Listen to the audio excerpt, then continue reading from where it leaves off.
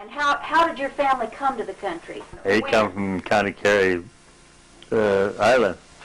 Grandma didn't. She was a Mormon girl down on Goose Creek, down at Malad, or Franklin, Idaho. What year was that?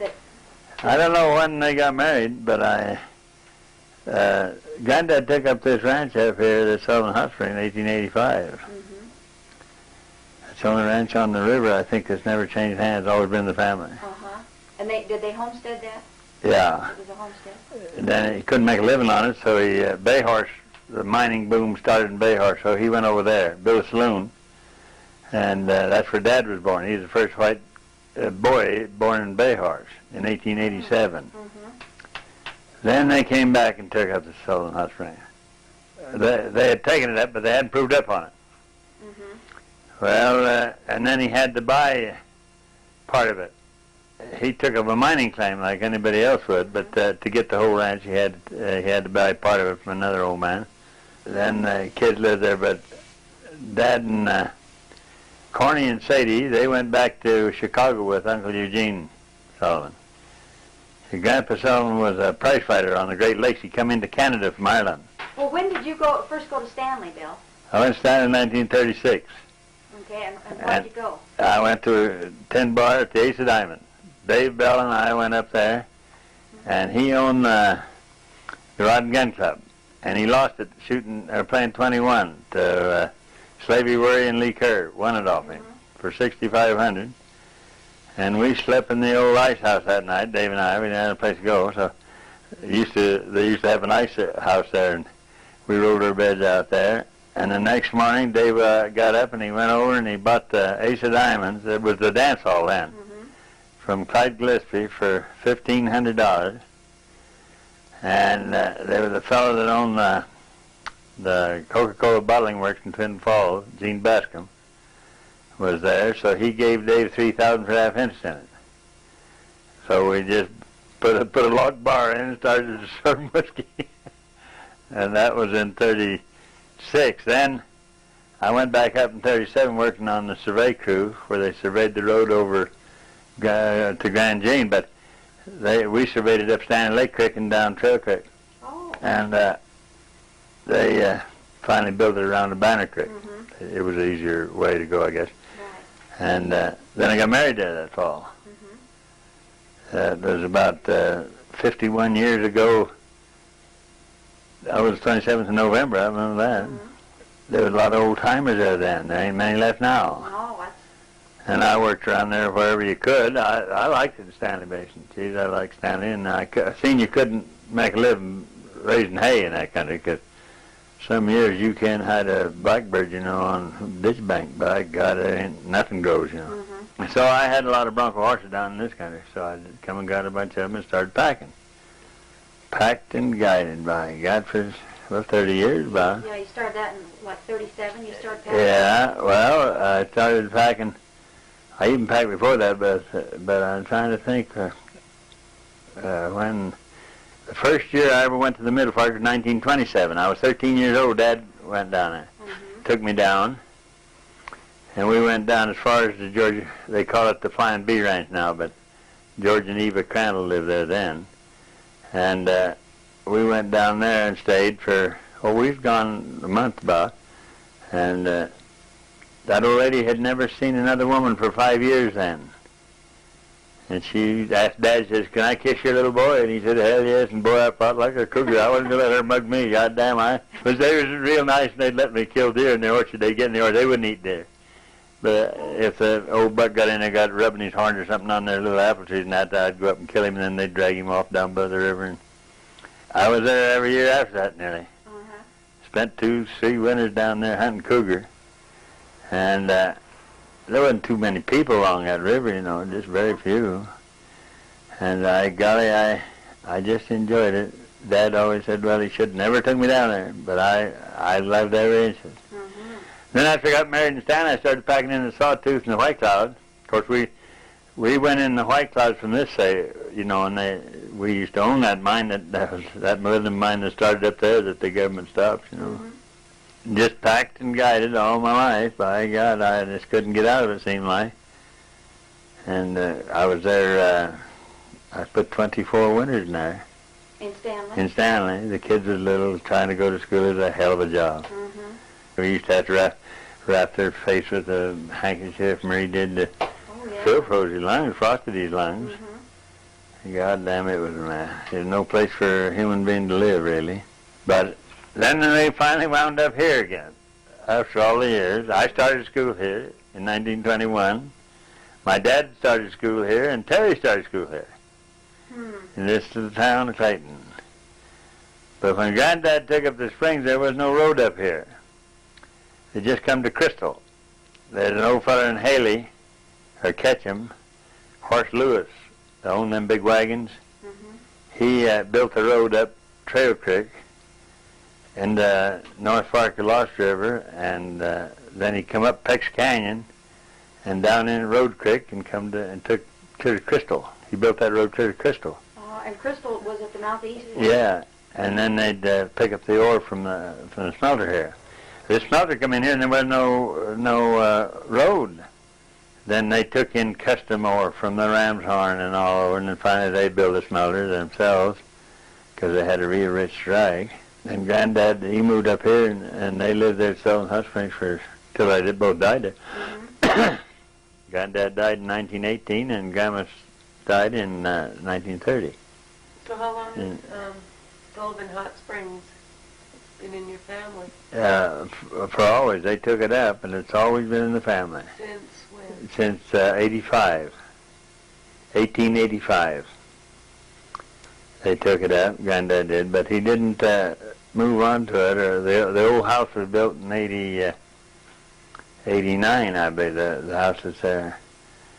Because Dad was born in Bay Horse, and then they come home after that. Then Sadie and Corny was in Chicago with Uncle Eugene, and they all come home finally. And there was 10 kids. Little Eugene cut his throat with a butcher knife. He was a little boy, about 2.5 years old, or a year and a half or something. A couple of years old, I think he was. And he was trying to make a little wagon out of a cigar box. And his wife went and Grandma's butcher knife, you know. And Grandpa told Jerry, go take that knife away from that kid. And the little beggar jumped up and started running and laughing. You know, and he turned around and laughing at Jerry, and he stubbed his toe in it and just cut his jugular off. Just cut his lip a little bit and cut his jugular off. Now, Eugene's a cousin, Eugene Bradshaw. That's there. Yeah, his mother was a Sullivan, Sadie. All the old miners in the country, they'd all come to Sullivan Hot Springs, you know. And of course, Granddad was a Catholic, and he thought everybody else should be. And I'd always get the job of catching a fish for their Friday dinner. Oh, geez, I hated that job. You had to catch about 100 fish, but you didn't have to go nowhere to catch them. You could catch them in any hole in the river, and then she'd feed them fish for Friday dinner, you know. They couldn't eat meat, wasn't supposed to. When did they build the pools for the hot pools? I can't tell you the year. Well, the hot pool, they dug it out right away, really, the upper one. But they built a nice cement pool there. And it was a money-making thing them days for... I know Grandma told me once that the biggest day she ever had, they used to charge 2 bits for a bath, and she took in $50.50. That's a lot of people through there in a day. Oh, you bet. And the river was real high. It was Mother's Day, I think, in spring of the year, and they had to walk over the top from the big rock, when that big rock blew where Frenchie lives, you know. Quite an old place. And Granddad, he staked old Sammy Holman, and Sammy Holman discovered what did I think of the name of the mine up on Clay Creek? Oh, the Hoodoo? No, it's Silver Rule? Silver Rule. And he sold it. Dad said that's the only money he ever made in his life. There was something. But there were some real old timers up around. Now, a lot of them old timers in Stanley Basin told me some of the stories. Juggy Niece told me that one time they matched Grandpa against the champion of California, Kid Riley. That's the fought right at Sullivan Hot Springs. And Grandpa knocked him out in the 7th round. And if I remember right, he was 48 years old, I think, then. But he was a little fella, welterweight. He always fought under the name of Spider Sullivan in Chicago. Dad never liked to talk about those things. And of course, Dad, you know, he didn't believe in any kind of religion. Jesus, that Catholic religion just drove him from out of his mind and saved you. I mean, Corny and Jerry was just as bad. Mm-hmm. And the old man never killed a deer in his life. Goddamn, them deer come down there and licked by that hot springs, and he never killed a deer in his life. Couldn't kill a deer, save his soul. Grandma trying to cook for a bunch, you know. 10 kids, what did they eat? As soon as that, yeah, they'd buy a little beef. You could buy beef cost about 3 or 4 cents a pound then. But by God, Grandma, that's the reason they had the hot springs. She done pretty good on that, see. But then she served dinners, and it was quite a job. There was some old families in that Stanley Basin I got acquainted with. Huey Bradford. His mother was Miss Law. She owned, when she took up that homestead, she owned about 400 feet of that lake of Alturas. That's where you remember the Alturas lie? Yeah, Bradford. Mm-hmm. Jerry Bradford. First husband's name was Law. Now these mines, I got them wrote down somewhere. The Barrett boys located the Redbird, and these mines here on Kinnickinnick was all located, Dad told me, before he was born. There's Clayton, Silver, and all of them. And them old timers, they'd bring ore into the smelter down here, and they'd make a kind of a half living. They'd always get enough, you know, just to keep it going. You remember old Otto St. Tours?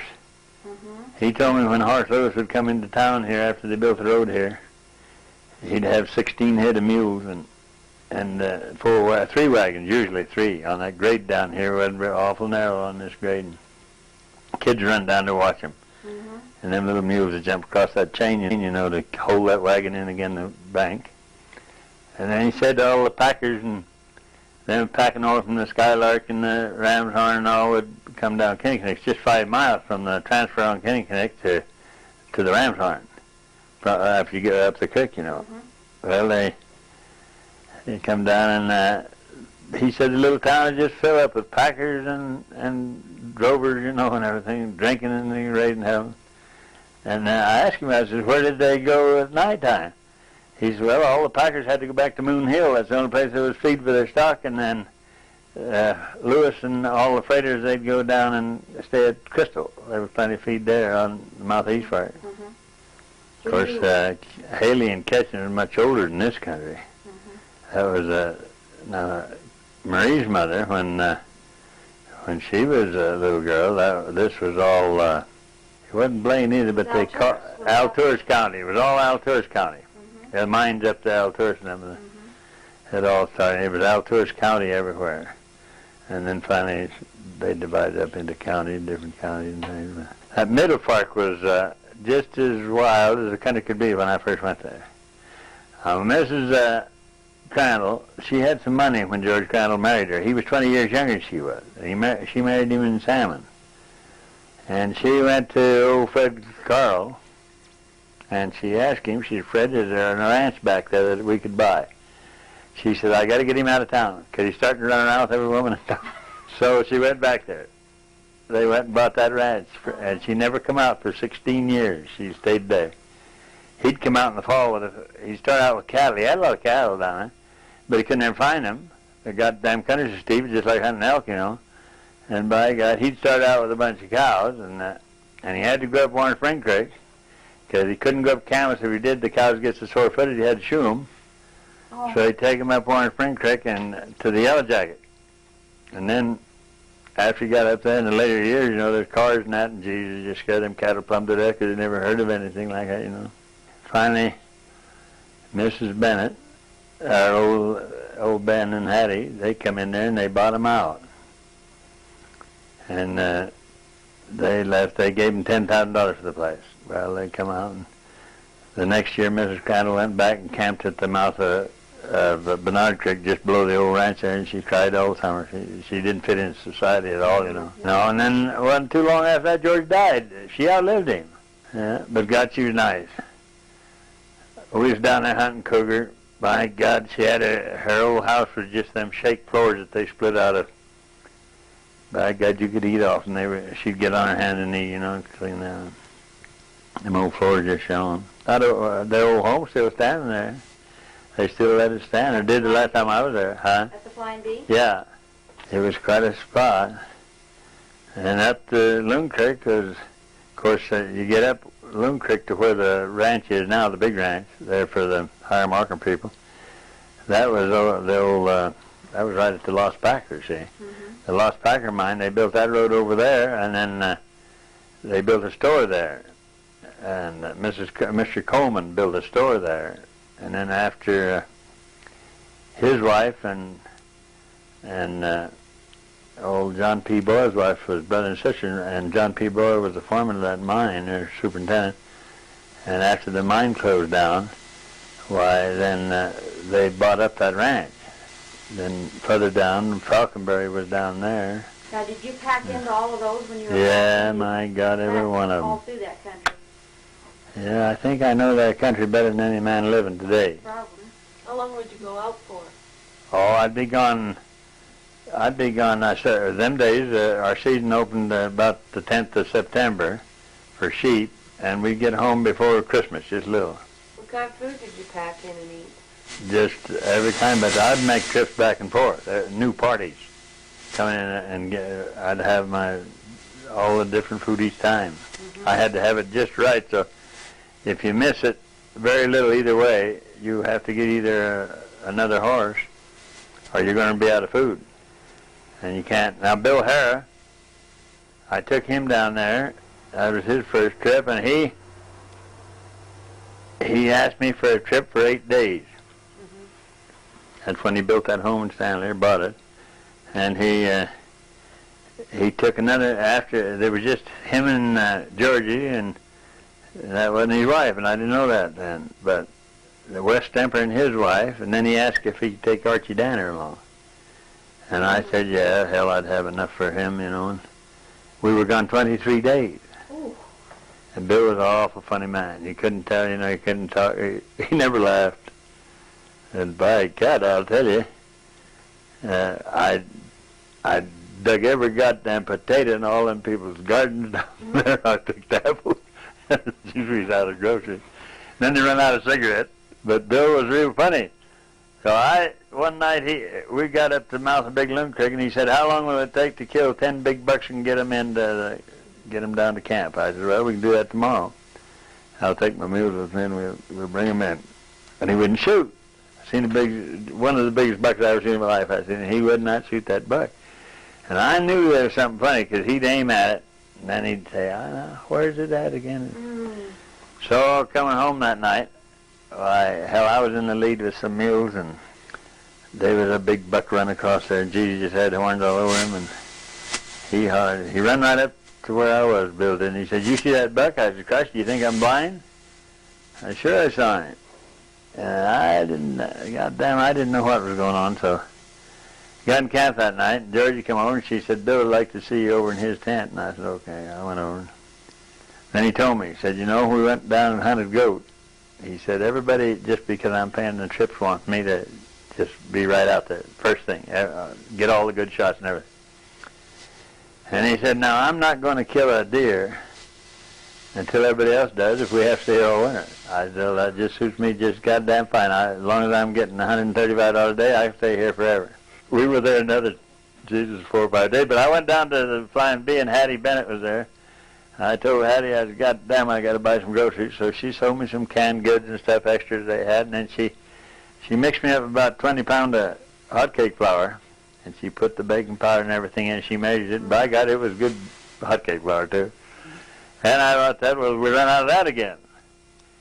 The only thing we didn't run out of was UDL whiskey. We drank so goddamn much UDL whiskey that you put your back door loaded. You didn't have to worry about meat because you had camping. Oh, Christ, we had meat running out of our ears. Yeah, we killed meat anywhere. When I took trips, I always took beef, and summer trips you had to take lamb. It'll keep about 3 times longer than beef out in the hills. A lot of fun. I enjoyed it, and if Hemingway hadn't have got sick, if old Ernest hadn't have got sick, I'd have got a chance to take him and Gardner to get it. But I was and I didn't encourage it, because I used to go see Ernest a lot of times. He didn't. That's before he bought Bob Topping's home. He lived up towards Sun Valley, over there by the creek. And I'd mentioned that I was going hunting with Erle Stanley Gardner. Well, that goddamn pulp writer, he said, is he still coming out here? What do you fool with him for? And then if I mentioned Ernest Gardner, he said, well, that old bloat-faced bastard with the whiskers, he said. Well, goddamn, finally Ernest asked me one day, he said, Bill, he said, I've been reading all of Gardner's books. He said it ain't the type of books I like, of course, but he said, he's doing a hell of a job on him. He said, I know you could arrange to have me meet him someday, if you would, when you come through catch him. And I said, well, goddamn, I didn't know how to say yes or no the way they quote. but then he got sick right after that, awful sick. And then, by God, Gardner wrote me and said, Bill, do you think we could arrange a little trip where I could invite Hemingway to go with us on a trip? I'd like to have done that. Really would have liked to have done that. Because I like both of them real good. Where'd you learn to pack? Well, Your dad? everybody learned. We had to pack. That's the only way we had to go. We didn't have no cars. And I think the first year that Helen and I rode horseback school here to Clayton, I think we seen, well, we might have seen 3 or 4 cars. I used to know how many we saw. 3 or 4 cars that year. You know, hell, we didn't have no roads to travel on, just wagon roads. By God, you had to be awake to drive a car down. Everybody packed. I don't remember ever learning to pack. You just had to. Cried the story. And the kids all went to school. We rode when I went to school here. There was 6 or 8 Italian kids. There was 2 Indian kids and a Chinese girl. None of them could talk English. Get the reader and try to learn to read. I never did light school. Did you graduate from high school? No, I didn't. I went from there to the 3rd year, and then I quit. Did you have to go to Chalice to go to high school? Yeah. I was 16, I think, when I quit, because I went to work for Mr. Campbell up there on the ranch. I worked for him for a long time there. And then when I was 18, I worked in the Clayton Silver. And I wasn't the Clayton Silver then. They called it the Catbird. And Josie, my brother's wife, bought me they put out a silver medallion for the for the Clayton Silver, and they bought me one. And they think that I'm probably the only one that worked here in 32, I guess it was. But then the Catbird only worked seasonal for 2 years, and then the Sunshine Mine came over with, and they called it the Clayton Silver after that. And it run 55 years without ever shutting down. That kind of set a record, didn't it? Yeah, it did. It's shut down now, isn't it? Yeah. When you went to high school, did you board in Chalice then, or they had a dorm? Or? And then Dad we boarded there 2 years, and then a year and a half, I guess, and then Dad bought a ranch down there. Dad come out of that pretty good Ford Motor Company. You know, he sold the place there at home, and he sold lots of little mining claims to him, and he got all his money, and it wasn't a lot of money, but it was probably $30,000 in them days. That was a lot of money. Yeah. When you were packed in Stanley, did you keep the horses up there in the winter, or did you bring them down? In Stanley? No, I wintered my horse a lot of times in Stanley, but I did bring them out a time or two, and it didn't work out too good. I took them to Jerome once, and by God, it cost me a lot of money to get them out of that. I had a freak storm there, and if I'd have been just south of Jerome, there wasn't any snow. Jesus, right around Jerome, a lot of snow, and I had to move them home. Finally, I had to truck them home. Turn them loose down there to Chalice on the hills.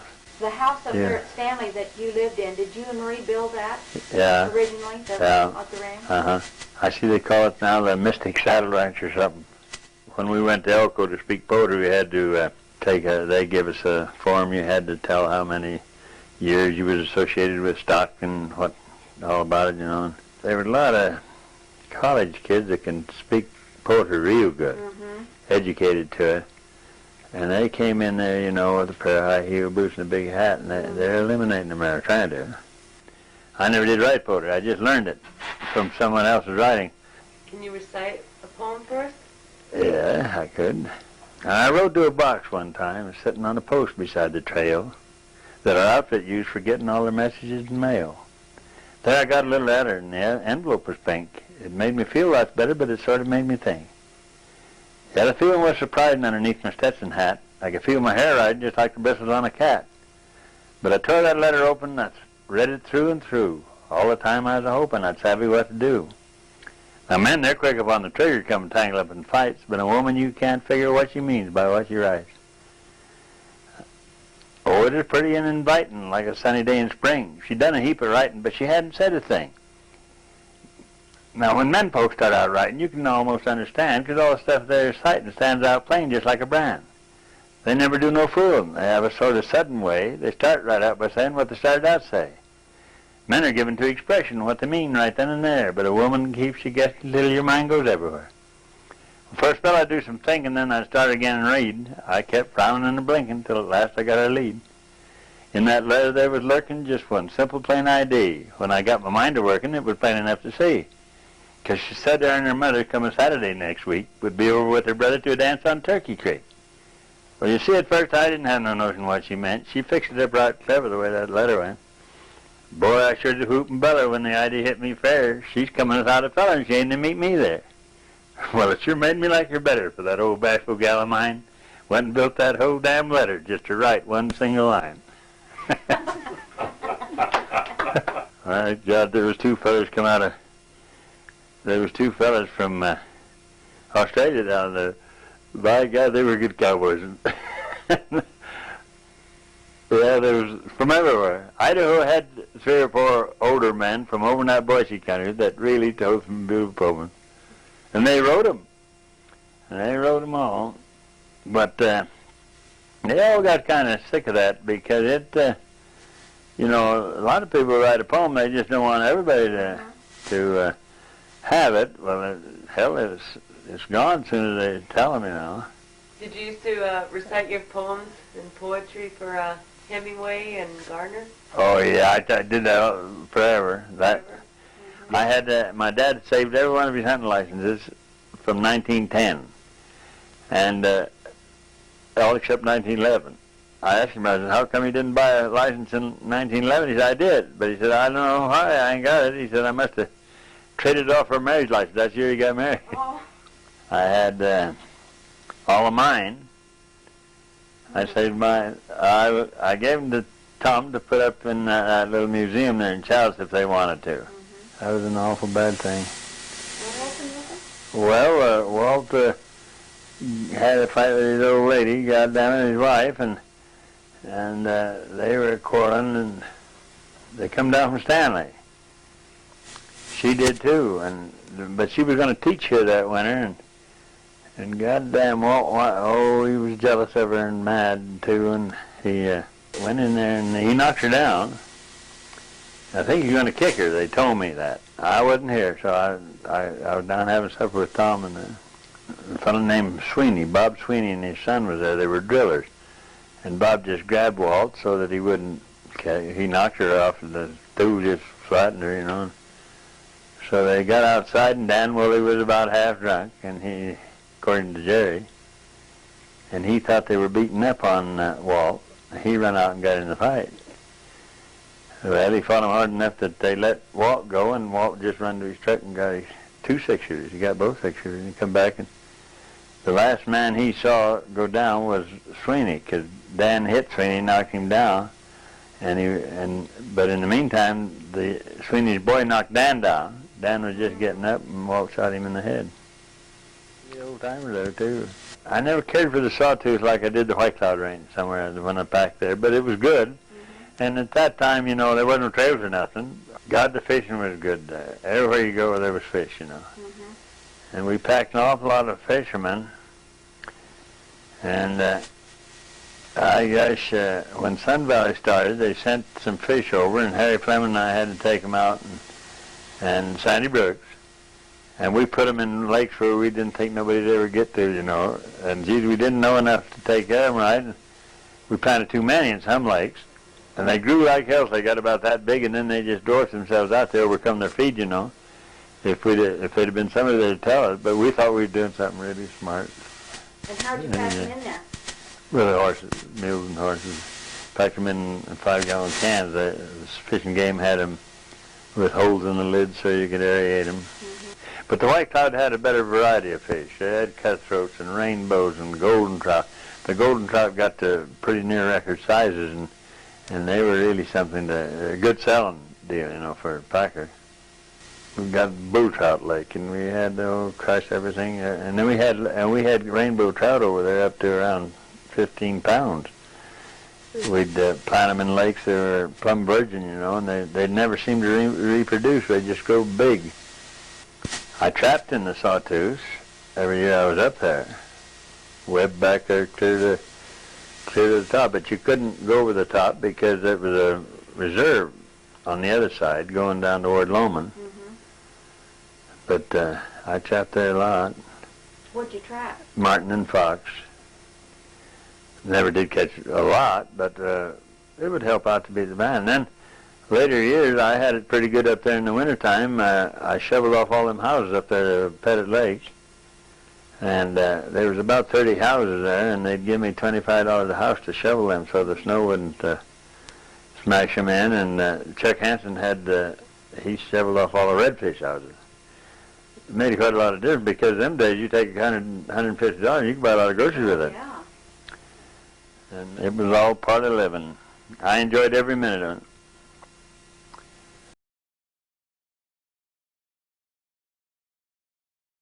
We're at the Sullivan Hot Springs today. Glenn Harding has been kind enough to let us come down and photograph the old ranch, the old homestead. This is the old house that Bill told us about in his interview. As you can see, it's pretty dilapidated by now. Glenn said they're just going to tear it down one of these days.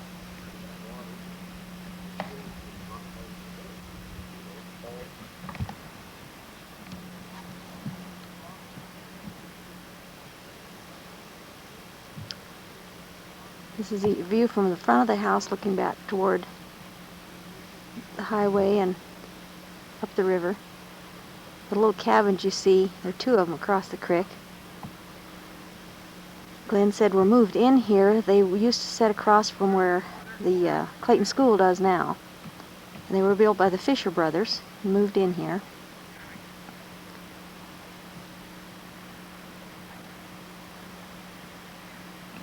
Looking up the canyon from the house now.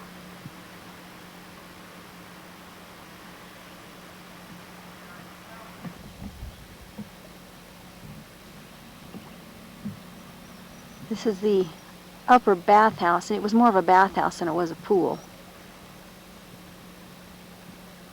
And on the hill above that is the family cemetery. We'll walk up there and take a closer look.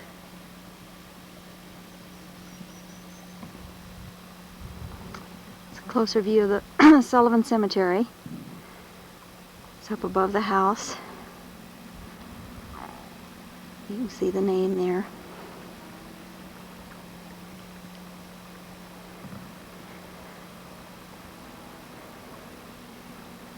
Looking on up the valley from here.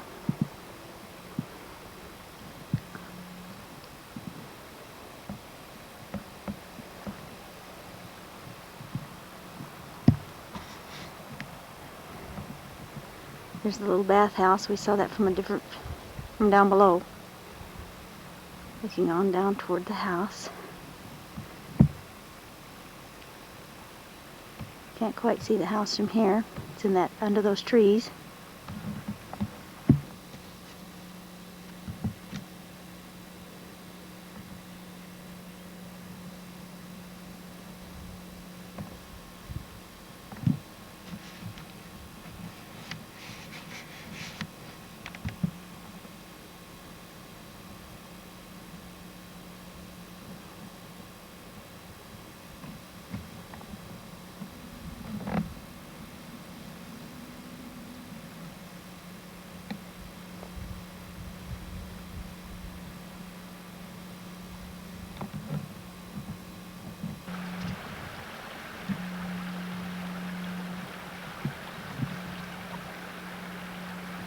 This is a picture of the old swimming pool. As you can see, it's been a long time since it had any use. There's a view of the house. Glenn said this house is insulated with sawdust. And at one time there was a fire in this end, so they had to watch it a long time because of the sawdust smoldering. make sure it was out. And they just boarded up that end of the house and lived in the rest of it. Kathleen Harding and her husband Glenn inherited this from Eugene Bradshaw. Kathleen's mother, Anna Doring, is still living. She's 96, lives in Ketchum.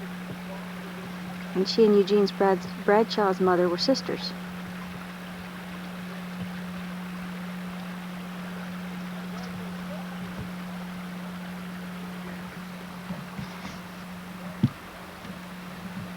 Another view of the house.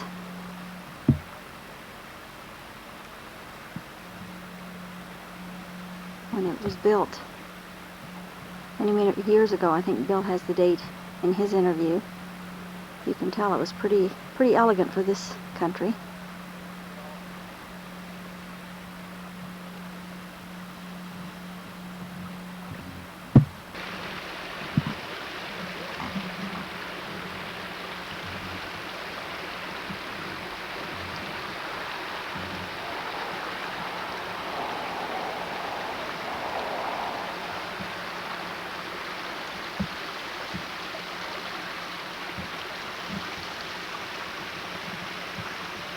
You can tell there used to be a third cabin here, but it's burnt several years ago.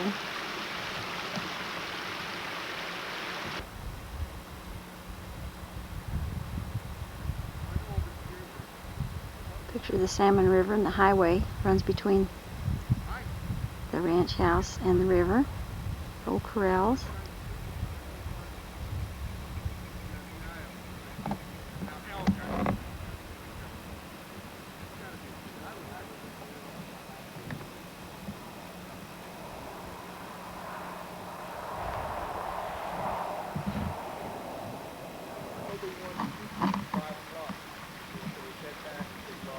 Front of those little cabins, they sit facing the creek.